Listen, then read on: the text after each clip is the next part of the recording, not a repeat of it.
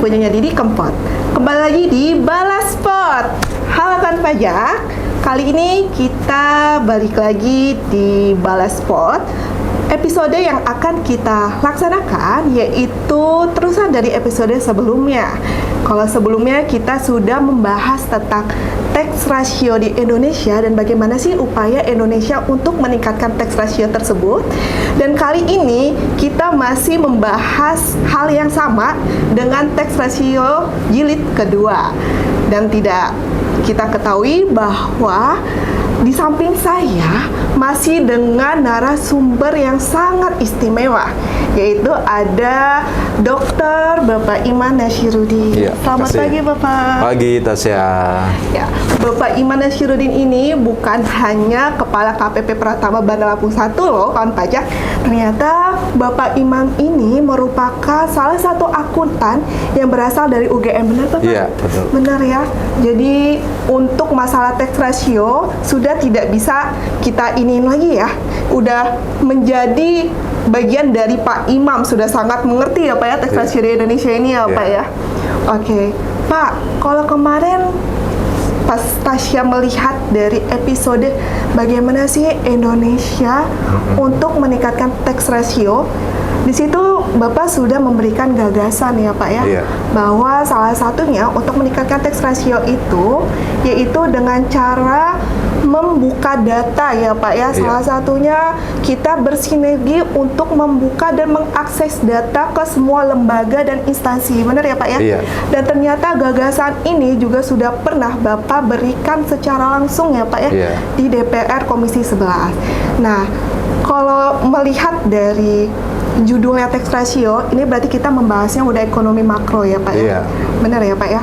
Nah, kalau menurut Pak Imam sendiri, ada nggak sih Pak gagasan lainnya selain kita ternyata nih membuka akses data atau bersinergi dengan para lembaga atau para instansi pemerintah supaya adanya nih data-data ini mudah gitu loh, bukan hanya kita bersinergi secara administratif ya Pak ya, tapi juga secara data. Bagaimana Bapak? Monggo. Terima kasih Mbak Tasya. Jadi sebetulnya payung hukum untuk mengkoneksikan data itu sudah ada. Ya, jadi sudah ada payung hukumnya. Jadi kita tinggal melaksanakan aja. Kita minta semua instansi, lembaga pemerintah atau swasta untuk mengkoneksikan internetnya, datanya dengan data-data yang ada di Direktorat Jenderal Pajak. Bahkan ada tuntutan pidananya. Nah, kalau semua data-data ini sudah terkumpul, itu langkah selanjutnya apa? Jadi data-data itu gagasannya adalah setelah terkumpul, kemudian data ini kita olah dengan teknologi yang berbasis artificial intelligence. Setelah data ini diolah, kita selanjutnya adalah menggunakan pendekatan layanan berbasis kepatuhan. Jadi kita mendorong kepatuhan sukarela wajib pajak. Karena meskipun kita punya banyak data, tapi wajib pajak kita, apalagi yang underground ekonomi, itu lebih banyak lagi. Sehingga kita perlu upaya yang berbeda dengan upaya-upaya yang sudah dilakukan saat ini. Nah, masalah teknisnya adalah kita membagi wajib pajak itu menjadi 3 klaster ya, 3 kelompok, yaitu WP yang patuh, WP tidak patuh, dan WP baru. Ini kita perlakukan secara berbeda ya. Jadi yang patuh itu layanannya lebih cepat dari standar yang sudah ada. Kemudian dia kita beri stimulus. Misalnya dia mendapat pengurangan minimal 50% jika dia mengajukan permohonan keberatan atau penghapusan sanksi. Kemudian dia berhak mendapatkan pengangsuran hutang pajak selama kurang dari 12 bulan. Kalau aturannya kan 12 bulan. Nah, ini dia bisa, kalau dia patuh, misalnya bisa kita beri sampai dengan maksimal lah 12 bulan. Karena ini kan kewenangannya bisa sampai lebih dari bisa cuma 3 bulan, 2 bulan. Tapi kalau yang patuh bisa kita beri angsuran sampai dengan maksimal 12 bulan.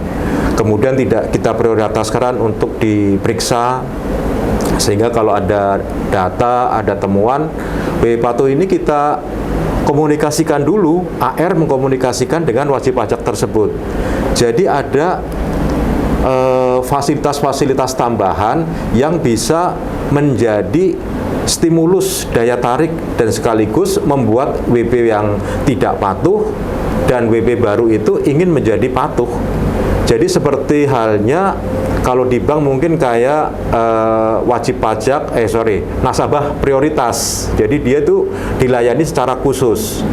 Nah, begitupun perlakuan sosialisasi oleh kantor pajak yang dilakukan oleh penyuluh pajak itu dibedakan. Yang patuh itu kita berikan aturan-aturan yang terkait dengan masalah kewajiban perpajakannya, kemudian fasilitas-fasilitas yang dapat diberikan. Sementara untuk WP yang tidak patuh, penekanannya adalah sanksi perdata maupun administrasi maupun pidana. Itu yang kita tekankan di situ. Sementara untuk WP baru, sosialisasinya lebih pada hak dan kewajiban sebagai wajib pajak, kemudian pelaporan SPT tahunan, SPT masa, kemudian cara menghitung pajak dan lain sebagainya. Jadi kurang lebih seperti itu. Terkait dengan gagasan ini, saya pernah nulis makalah ini ya, dan sudah diimplementasikan waktu saya dinas di Kanwil Jakarta Utara. Ini tahun 2021 sampai dengan tahun 2022 ini diimplementasikan ke semua KPP di lingkungan Kanwil Jakarta Utara. Kanwil yang tadinya tidak pernah tercapai penerimaannya di 2 tahun tersebut tercapai 100%. Oh, keren banget ya kan pajak. Nah itu, jadi kita bukan hanya nulis makalah tentang gagasan ini, tapi kita sudah mengimplementasikannya. Dan waktu itu pun kita sudah pernah berkirim surat ya ke kantor pusat tentang gagasan ini. Ya, terima kasih Pak Imam, keren banget ya kawan pajak. Ternyata gagasan ini yang selama ini dilakukan oleh Bapak Imam itu bukan hanya sekedar gagasan ya Pak ya, itu sudah diimplementasikan secara menyeluruh sama Pak Imam. Kemudian tadi Pak Imam juga menyebutkan bahwa adanya layanan berbasis kepatuhan di KPP kita ya Pak ya, dimana itu juga merupakan salah satu inovasi kantor kita, benar ya Pak? Betul, ya? Benar, namanya adalah kelumbayan ya Pak ya, yaitu adalah klaster umum edukasi wajib pajak berbasis kewilayahan dan prioritas. Tadi Pak Imam juga sudah menyebutkan bahwa akan dibagi menjadi 3 kategori ya Pak ya. Yang pertama adalah wajib pajak patuh, di mana nanti kita kasih nih stimulus-stimulusnya untuk si wajib pajak patuh. Kalau misalnya ternyata dia selama ini adanya denda, terkenanya teguran, itu bisa tuh mereka mengasur denda tersebut ya Pak ya, dengan paling lama 12 bulan. Terus tadi juga ada yang namanya klaster tidak patuh. Nah, kalau tidak patuh ini tadi sepertinya yang saya tangkap dia akan menuju ke pidana ya Pak ya? Ya, pidana atau sanksi administrasi. Jadi gagasan ini sebetulnya akan efektif, lebih efektif itu kalau diterapkan di tingkat nasional. Karena ini terkait dengan stimulus, terkait dengan kewenangan Pak selevel dirjen, menteri itu kan jauh lebih besar. Kalau di Kanwil kan ada diskresi tadi yang bisa mengurangi sanksi administrasi bahkan sampai 100% kan bisa. Nah, kalau di KPP lebih sempit lagi ruang lingkupnya. Paling kalau di KPP kita bisa memberi stimulus dalam angsuran pajak yang sampai dengan 12 bulan. Kemudian masalah fasilitas yang diberikan kepada wajib pajak, kemudian ruangannya, pelayanannya lebih khusus. Nah, kalau di KPP ada keterbatasannya di situ. Jadi stimulusnya tidak bisa maksimal. Tempo hari waktu kita aplikasikan di Jakarta Utara, waktu itu zamannya Pak Kakanwilnya Pak Edi Slamet, karena kebetulan dia juga sangat mendukung gagasan ini, kemudian kita implementasikan. Dia kan punya diskresi ya, Kakanwil punya kewenangan untuk mengurangkan sanksi. Nah, beliaunya berkenan kalau yang patuh itu otomatis sanksinya dikurangi minimal 50% kalau dia ngajuin pengurangan sanksi atas hasil ketetapan dari pemeriksaan. Kalau di KPP kan kita nggak punya kewenangan. Kewenangan itu semakin tinggi, gagasan ini akan semakin efektif. Jadi kita tidak lagi mengejar-ngejar wajib pajak yang sudah bayar, tapi kita mendorong mereka agar supaya lebih patuh dengan kesadaran sendiri. Iya, betul sekali yang Pak Imam tadi bilang. Jadi sebenarnya yang berawal tidak patuh ini, dengan ada stimulus-stimulus tadi diharapkan mereka jadi patuh ya Pak Iya. ya. Nah, Jadi mendorong mereka tertarik untuk menjadi WP patuh. Dan yang sudah patuh, mereka ingin tetap patuh karena merasa nyaman dengan perlakuan khusus dari Direktorat Jenderal Pajak. betul sekali. Nah, tadi sudah jelas banget ya kawan pajak bahwa Pak Imam sudah menjelaskan nih apa sih stimulus-stimulus yang akan didapatkan oleh si wajib pajak ini. Nah, tadi juga yang terakhir ada yang wajib pajak baru ya Pak ya. Iya. Nah, kalau untuk wajib pajak baru ini lebih ditekankan ke kewajiban ya Pak ya. Iya. Kewajiban mereka seperti apa, hak mereka seperti apa. Nah, nanti barusan dari wajib pajak baru ini terlihat nih Pak ya, mana yang patuh dan tidak patuh ya Pak ya. Iya. Benar, dan diharapkan semuanya bisa menjadi wajib pajak yang patuh. Baik Pak, ini ada satu pertanyaan sebenarnya Pak ya. Iya. Nah, kita tahu bahwa tax ratio ini kan sebenarnya membahasnya secara ekonomi makro ya Pak ya. Iya. Nah, diharapkan Indonesia ini bisa menjadi salah satu tax ratio-nya itu terbesar ya Pak ya di ASEAN. Walaupun sebenarnya kemarin kita melihat tax ratio Indonesia ini memang menurun ya Pak ya, tapi komanya saja tuh Pak. Iya. Yang 10, sekian itu menurunnya hanya 0, gitu Iya. Pak. Nah, apakah dengan adanya reformasi perpajakan ini diharapkan bisa menjadi salah satu ujung tombak menjadi peningkatan tax ratio di Indonesia? Iya, jadi dengan WP itu sukarela, patuh sukarela, itu sudah teruji ya waktu kita uji cobakan di Kanwil Jakarta Utara, penerimaannya menjadi tercapai. Jadi tax ratio itu kan perbandingan antara penerimaan pajak dengan PDB di suatu negara. Nah, kalau misalkan target itu tercapai, kemudian secara nasional juga tercapai, otomatis tax ratio-nya juga akan naik.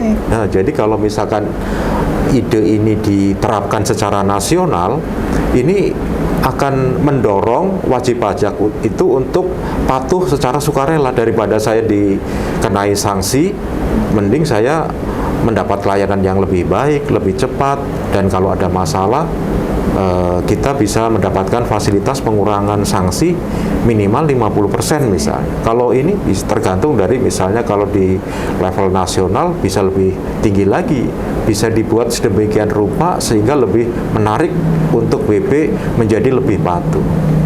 Betul. Keren sekali gagasan dari Pak Imam. Iya. Beliau ini ternyata doktor yang juga menemukan akuntan di UGM. Kalau kita lihat dari gagasan-gagasan dari Pak Imam sudah tahu nih ya Pak, apa aja yang seharusnya dilakukan oleh Indonesia. Dan kita berharap gagasan ini yang selanjutnya juga diimplementasikan ya Pak ya, dan menjadi salah satu ujung tombak dari keberhasilan tax ratio di Indonesia ya Pak ya. Baiklah Pak, nanti kedepannya kita akan membahas episode jilid 3 kayaknya Pak ya, dengan tax ratio yang sama, tapi ini mungkin lebih ke tindakannya ya Pak ya. Iya. Jadi untuk menaikkan tax ratio itu ada beberapa tahapan ya menurut pendapat saya. Jadi bisa dilakukan yang pertama mengkoneksikan, kemudian ada layanan berbasis kepatuhan. Nanti mungkin jilid 3 kita akan ngomong tentang kepastian hukum. Bagaimana caranya kita memberikan layanan yang lebih baik kepada wajib pajak dengan memberikan kepastian hukum yang lebih cepat, lebih efisien buat wajib pajak, lebih bisa mengurangi kos yang harus dikeluarkan oleh WP. Nah, kemudian nanti mungkin tahap selanjutnya kita akan bicara tentang masalah ketentuan perpajakan terkait dengan tax ratio ini, terkait dengan resources kita. Wow, ini sepertinya ditunggu-tunggu juga nih Pak. Soalnya kan Indonesia ini negara hukum ya Pak ya. Jadi kita butuh kepastian hukum ya, termasuk kepastian hukum secara ekonomi juga ya Pak ya. Nah, kita tahu bahwa pajak ini merupakan sumber dana terbesar ya Pak di Indonesia ya Pak. Kalau misalnya regulasi, kebijakan, dan hukum itu tidak ada kepastian, ini implementasinya pasti akan tidak sesuai diharapkan ya Pak ya. Ya. Ya, mungkin itu saja materi episode Tax Ratio Jilid 2 kali ini. Untuk kawan pajak semuanya, jangan lupa untuk selalu mengikuti podcast KPP Pratama Bandar Lampung 1, yaitu di KPP Pratama Bandar Lampung 1, dan kita juga punya media sosial lainnya, Pak. Iya. Ada Instagram di Pajak Bandar Lampung 1, dan juga kita mempunyai Twitter di KPP Oke. Pratama Bandar Lampung 1. Untuk Bapak Imam Nasiruddin, terima kasih atas waktunya. Ya, sama-sama Mbak Sehat Tasya. selalu ya Pak. Amin. Nanti kita Makasih. akan ketemu lagi di episode yang jauh lebih menarik ya Pak ya. Iya. Yaitu Tax Ratio Jilid 3 tentang kepastian hukum. Iya. Saya dan Pak Imam mohon pamit undur diri. Wabil taufiq wal hidayah. Wassalamualaikum warahmatullahi wabarakatuh. Waalaikumsalam warahmatullahi wabarakatuh.